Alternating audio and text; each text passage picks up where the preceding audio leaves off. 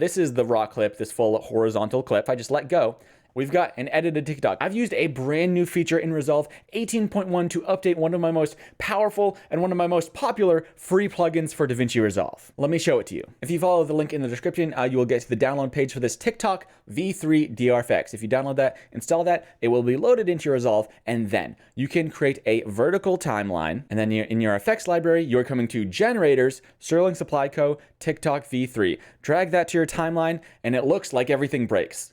Now, a few important things right off the bat.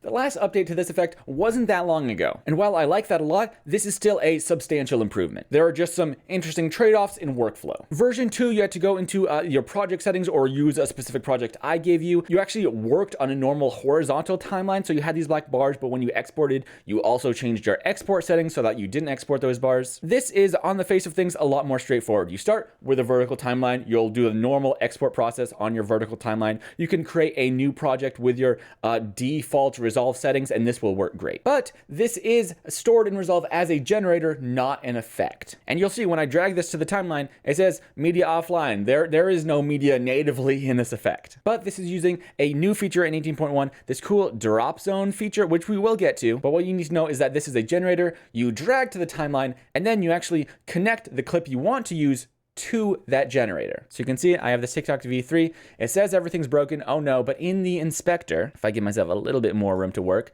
the first thing you have here is this clip name option. Well, you have these version controls. We'll get to those later. You have this clip name, and right now it says Fusion Generator. But in my media pool, I have two different clips. One 1080, one 4K. We'll demonstrate that real soon. But if I grab this first one and drag it right over that clip name into that little box that currently says Fusion Generator, if I just let go, it will substitute that clip for a blank media in. It is technical. It will just take that clip and plug it into the effect. And boom, we've got an edited TikTok. If I just pull up this Halo clip by itself, it is previewing it on this timeline, which like we don't super want. If I were to like right click and create a new timeline, just click OK, you would see it will be, this is the raw clip, this full horizontal clip.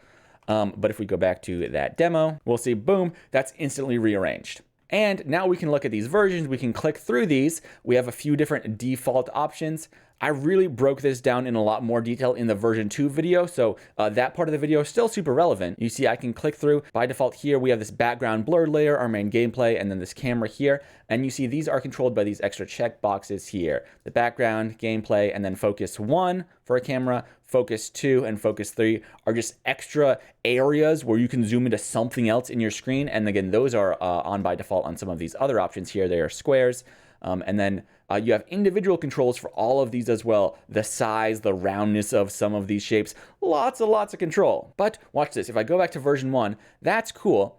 But remember, this is the 1080 clip, and we are on a horizontal vertical, yeah. And we are on a vertical timeline here.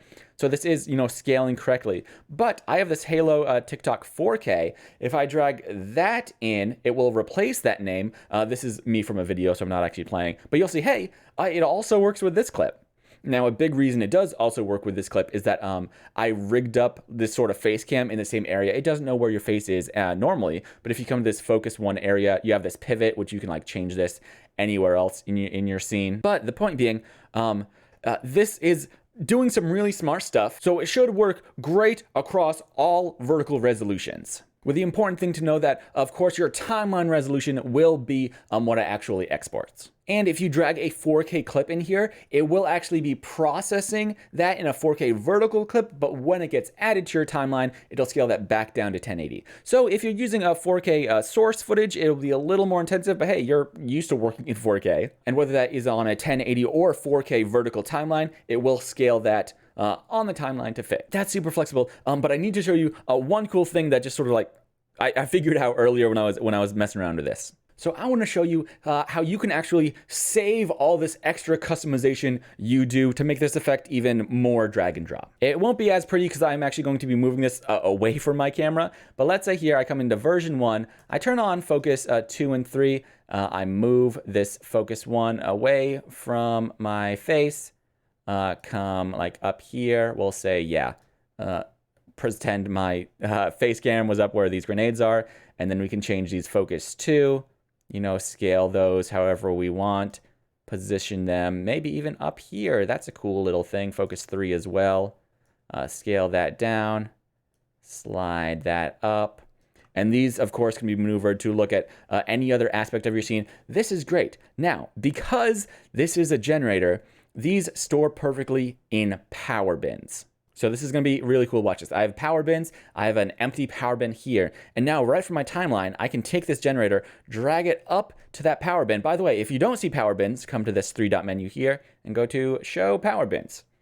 Then, hey, TikTok 3 is now there. Now, if I just straight up delete this off of my timeline, normally I would have to go back to my effects library. And in fact, if I did that, came back, select that again, dragged on a fresh copy of that clip, it would be back to all the default settings. But if I instead go to my power bin now, drag that to my timeline, I'm gonna have to explain things once I let this go. But I drop that, and boom, all those settings we've changed are still there. Now, this does show that clip because we are still in that same project, so that source footage is still in our media pool. If you were to start a new project, the power bin would still be there, but when you dragged it to your timeline, you'd still get that media offline setting. But I believe at that point, you could also just like, if you want something to view, you could load another clip into your power bins and maybe look at it from there instead. But either way, the important thing is that those extra changes we've made are loaded and saved in this power bin version. And here is where these extra versions can really come in handy. I can go back to any of these, and if I go back to one, again, those are saved. So in one copy of this effect saved in a power bin, you could create up to 6 different variations. And if you want more than that, hey, you can save a different version to the power bin. You can create tons of different layouts for different layouts you have on stream or different games or other stuff. Have all of those saved and then just drag any of them to your timeline on a new vertical clip, drag your clip over, and boom, you are a lot closer to having an edited TikTok or YouTube short than you would have been otherwise. There are some things about this update that might seem a little convoluted, where you have to like drag a generator and then connect it. But really, I think this is so much more powerful and easier to grasp for a lot of people, especially like saving to the power bin. That's great. So this update will be live today. I will be updating that current listing on my site. So if you have grabbed the V2 version of this, I believe that should update, and you might have even gotten an email when this went live. I'm not sure. If you did, let me know. But this is really cool. And this is just the first of some past presets I want to update with really, really powerful new tools. So stay tuned for all of that. Lots of awesome stuff coming. Thanks for watching. I'll see you next time.